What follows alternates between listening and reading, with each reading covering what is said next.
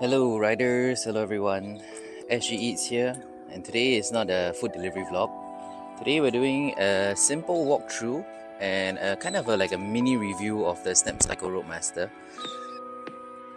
It is a Friday evening, the time now is about 6:45, and I just wanted to introduce you guys to Singapore's first LTA approved mid-drive e-bike and show you the e-bike in a little bit more detail. So without further ado, let's jump right into it.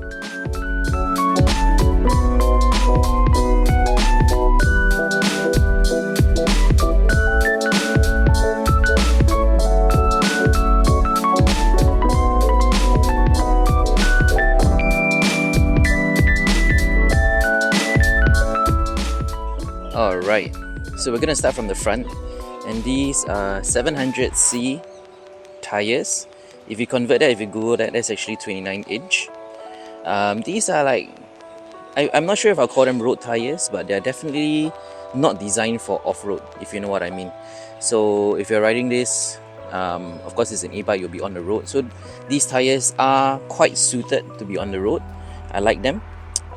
Bigger size than what you normally have on an e-bike, you know, so you've got like 14, 10-inch, all the way to 20-inch.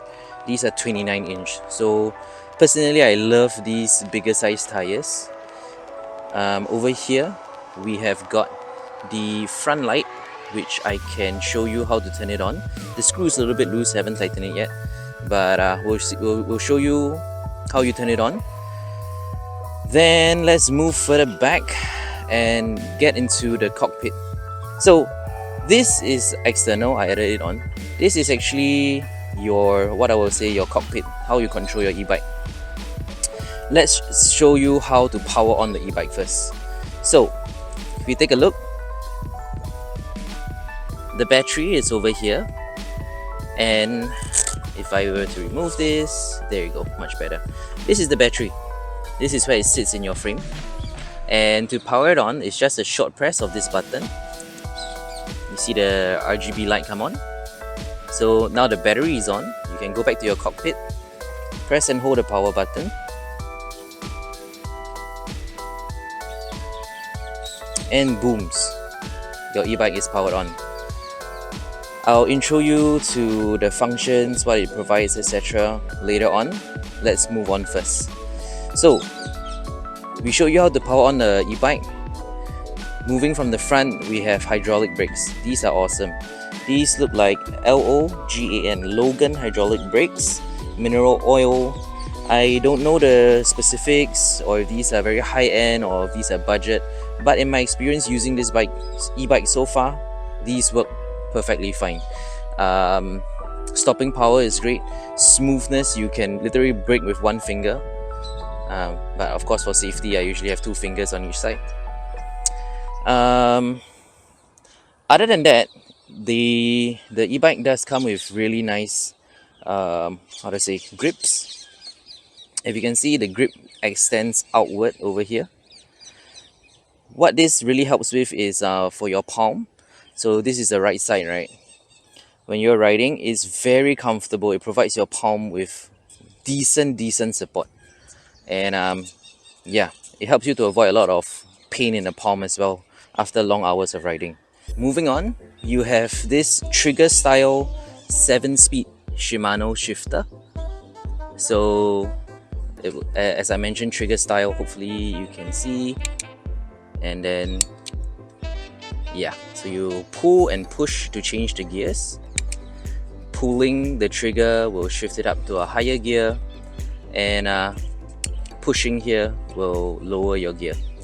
Now that we're done with the cockpit, let's move on down and take a look at the frame of the e-bike. As Gmove's website mentions, this is a very waterproof e-bike. The motor, the mid-drive motor itself is IP65 rated, so you don't have to worry about water damage or anything getting into electronics. Speaking of the motor, it is a 85 Newton meter motor. It can produce 85 Newton meters of torque, which is very powerful. I was reading online about mid-drive e-bikes, and some only produce 50 to 60 if I'm not wrong, but this one produces 85. So I mean, I haven't ridden other mid-drive e-bikes before to give you like a comparison and say, oh, a different model is better or more powerful, but in my riding experience so far on this Snapcycle Roadmaster, I find that it provides more than enough power to speed you up to 25, climbing uphill, etc. Okay, let's look at the chain and the pedals. One thing I like is that there's a decent length on the, I'll call this the pedal length. Since my review of the Drive Sport and Ranger, I still haven't found out the proper word for this, but I'm showing you guys right now, so you guys should know. Proper length, proper bicycle length, very comfortable when riding. As mentioned, this is a 7-speed, so it's a Shimano Altus. And then for the derailleur, I have not run into any issue shifting gears. Everything has been smooth and nice. And then if we go up, right, over to this part of the e-bike, there are places for you to screw in the mudguard as well as to attach an external rack. Now, I am not sure if this comes with the purchase of the e-bike. I think it does. Why? Because this is where the license plate is located. I'll show you the license plate in a bit. But what I really like is that there are places for you to bolt on this external rack. Yeah, maybe it's not as good as a welded on rack, but for an e-bike first of its kind, I think that's pretty good already. And actually, in my experience riding this e-bike, I have not felt the rack to be anything unstable. I have not felt it move around or felt uneasy with it. Everything has been perfect so far. So there is where your license plate would be attached over here. If we come around, we have your disc brakes as well as the kickstand.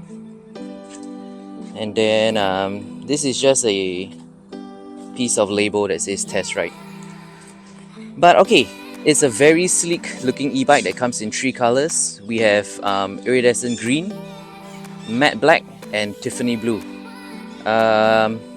Personally, I like the matte black. I think it looks like a stealth bomber. I know stealth bomber is the name of an e-bike or something, but if you think of the B-52, if you guys are into aviation, it reminds me of that look. Very sleek, very sexy, very nice. And yeah, if I'm buying this e-bike, that's the color that I go with. Now we're gonna jump into the cockpit. After powering it on, you can cycle through 5 assist modes. If you want to see the various information it can give you, you just press the power button. It will show you your trip, odometer, as well as the time. I'm pretty sure you can change the time, but ask Gmove how to do that, don't ask me. And then, if you long press the plus button, you have the light that comes on. Now, I don't really like this light. Reason being, it is a little too dim. I'm not sure if you can adjust the brightness. I have to ask Gmove. But from the get-go, when I turn it on, I don't really like it. Number 1, the cables are in the way, so it's blocking the light. And number 2, it really isn't that bright. So this probably won't do you any good when you're on the road. If I were to have this e-bike, I would do some bicycle handlebar extenders, either at the top or bottom, and attach my own lighting system on it. And in fact, I would highly recommend that you guys consider the turning light system that is on my Comax. I'll put the name on the name of the turning light system on the screen so you guys know what I'm talking about. G-Man has done a review on it before, and it is a very, very trustworthy turning light system. Comes with a horn as well. It's very trustworthy and good to use. Okay, next I'm going to show you the external accessories that I've added onto the cockpit of this e-bike. Of course, you have your phone mount. Very essential if you're a food delivery rider, or even if you're just a normal commuter, you want your phone at the front. On the left side, right beside the cockpit of this e-bike, let me turn off the light, don't need out the battery. Okay, I have my own Bluetooth turning light system. Okay, so I'm just going to show it to you guys. I'll turn on the hazard light first. This is how it looks like. As you can see, the timing is a little bit off, but it is what it is. It's a very cheap system. And then let's turn on the rear light. Okay, so right now it's in a pulsing mode, so you'll see that the red light behind is pulsing as well. So that is what I use for a turning light system. So far I haven't ridden at night yet, so I haven't had the need to use this turning light system, but I have it on just for safety reasons. And on the right, this is a horn, little horn that I brought over from my Mido Pro. I'm just gonna let you guys listen to how loud it is.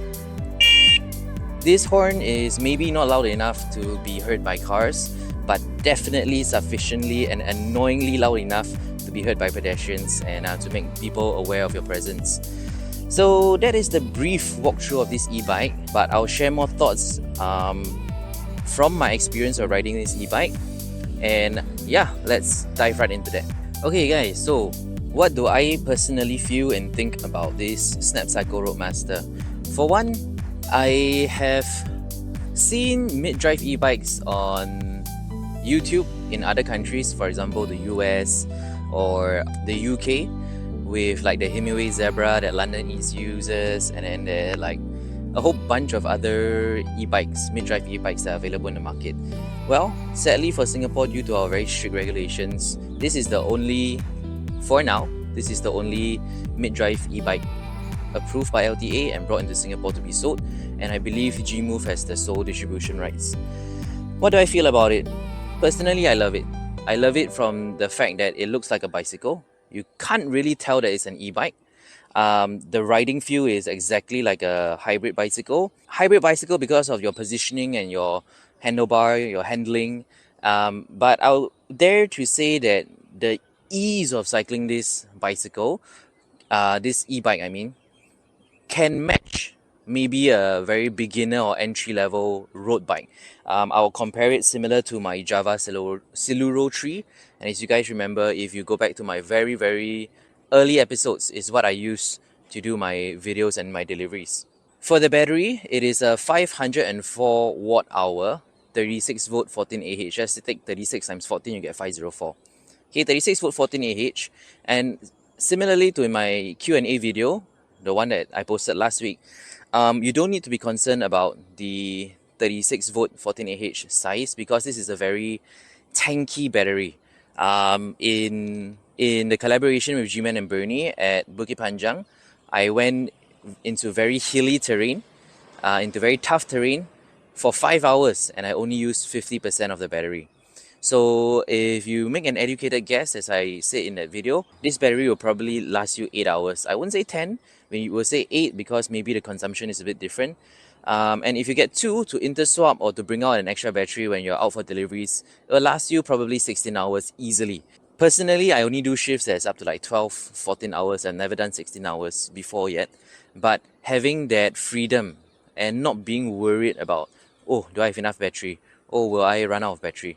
Not having that fear and that lingering thought in your head, I think that is one plus point about this e-bike. The battery is super tanky. Okay, assist modes. For the assist modes on this e-bike, I do find that riding in anything below mode 5 is a little bit of a waste of your time. The other assist modes will still power you up and all, but I find that if you want to power up in the least amount of time to the top speed of 25, ride it at speed mode 5. And actually in my delivery shifts last week video, as well as the Bukit Panjang video, I was all the way in mode 4 or mode 5, and I would say 90% mode 5, 10% mode 4. And with that mode setting, we managed to get 5 hours and use 50% of the battery. So I would say anything lower than mode 5, don't waste your time. Another important thing to note if you are going to get this e-bike is the position that you will be riding in when you get on the e-bike. So I'm just going to show you guys. Okay, if I were to get on, if you look at the angle of my body, I'm very much leaning forward. And personally, I don't really like this position. So whilst the riding position is not 100% terrible, I feel like over long hours it may become a little bit uncomfortable. So what I would recommend is for you to get a handlebar riser, if I can call it that. I'll put up a photo on your screen so that you know what I'm talking about, and raise the handlebar so that you're not leaned over consistently when you're riding, so that it's a little bit higher and maybe it's a little bit more comfortable for you. I have seen local riders around my zone who are riding the Roadmaster. I asked them what things they did to it, and a handlebar riser was one. And I also threw the question of how long can the battery last, and they too mentioned 8 to 9 hours. So I think 8 to 9 hours, it's not just my opinion, it's the opinion of other riders who own this e-bike as well. To wrap up my thoughts, I think this Snapcycle Roadmaster is a great step forward in the e-bike market in terms of the technology. Mid-drive motors have been around for some time.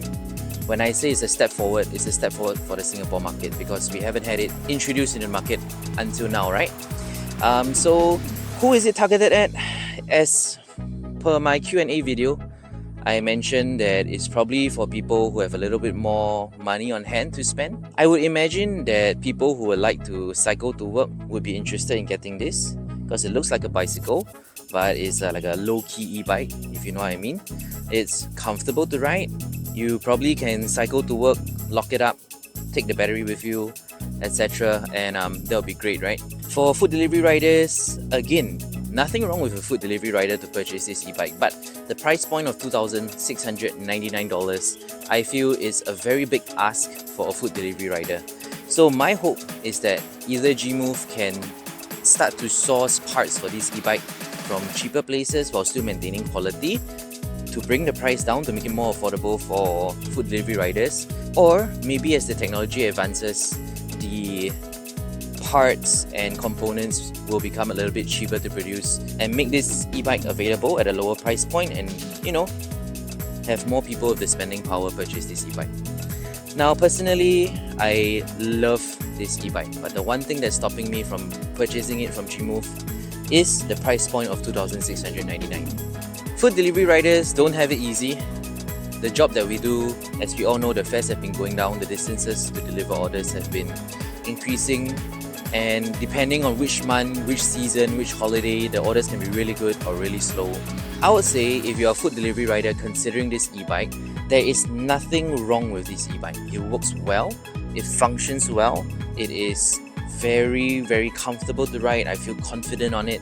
I feel a lot more confident on this e-bike than compared to my Comax, which is a 20-inch, and the Mido Pro, which I think is a 12-inch. I may be wrong. I'll have to put the details up on the screen. But what I'm trying to say is I feel so confident riding on this e-bike. I don't feel any worries that cars may come and sideswipe me. I feel even more confident when I'm able to go past 25 km/h using my manual leg power and get out of tricky or sticky situations when I'm on the road.